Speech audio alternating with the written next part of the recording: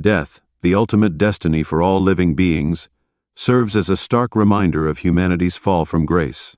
Yet God, in His sovereignty, occasionally chooses to operate outside of natural laws to accomplish His divine purposes.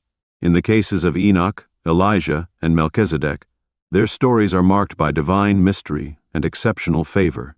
Their lives were deeply intertwined with God's plans, and their departures from the world served as profound symbols of His power, holiness, and the hope of eternity. These are the three men who never taste death in the Bible. 1. Enoch, the man who walked with God. Enoch lived in the 7th generation from Adam, during a time when humanity was rapidly falling into corruption and violence. Born into the lineage of Seth, the godly son of Adam and Eve, Enoch stood out in stark contrast to the moral decay around him. Enoch's greatest contribution was his deep and unwavering relationship with God.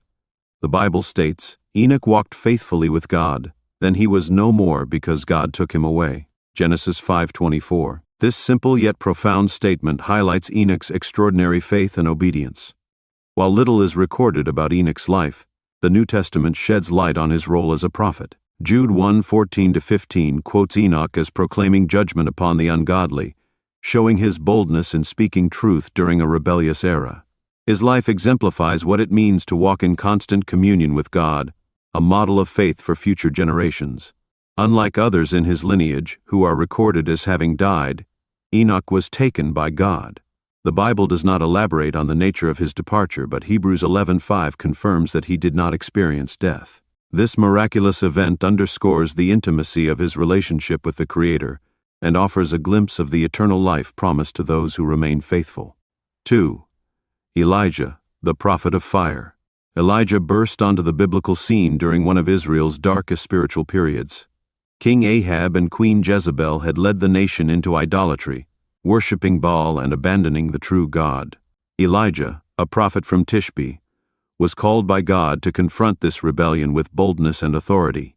Elijah's ministry was marked by dramatic miracles and fearless proclamations of God's truth.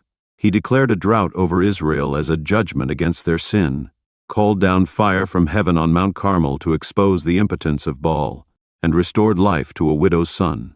Perhaps Elijah's most significant contribution was his unwavering commitment to turn Israel's hearts back to God. His confrontation with the prophets of Baal on Mount Carmel, 1 Kings 18, remains one of the most iconic displays of God's power in the Bible. Elijah prayed, and fire consumed the water-soaked altar, proving to all that the Lord was the one true God.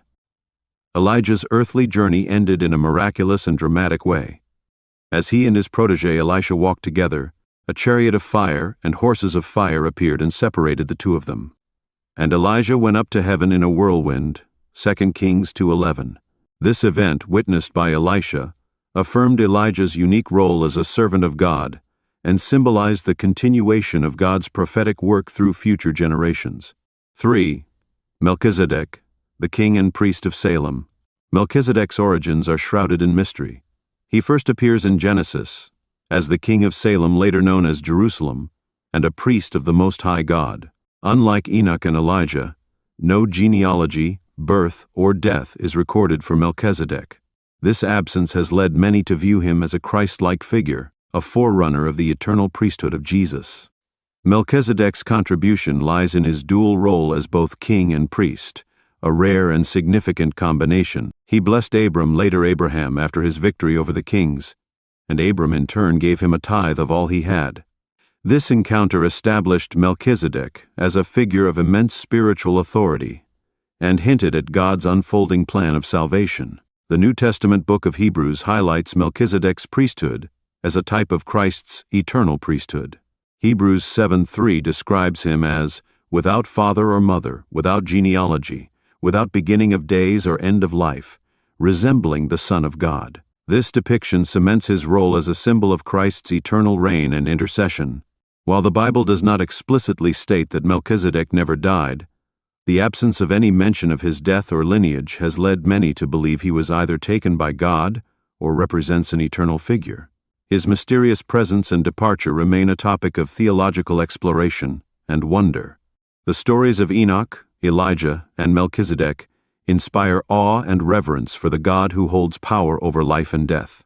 They remind us that God's ways are higher than our own, and that He works through His chosen servants to fulfill His purposes.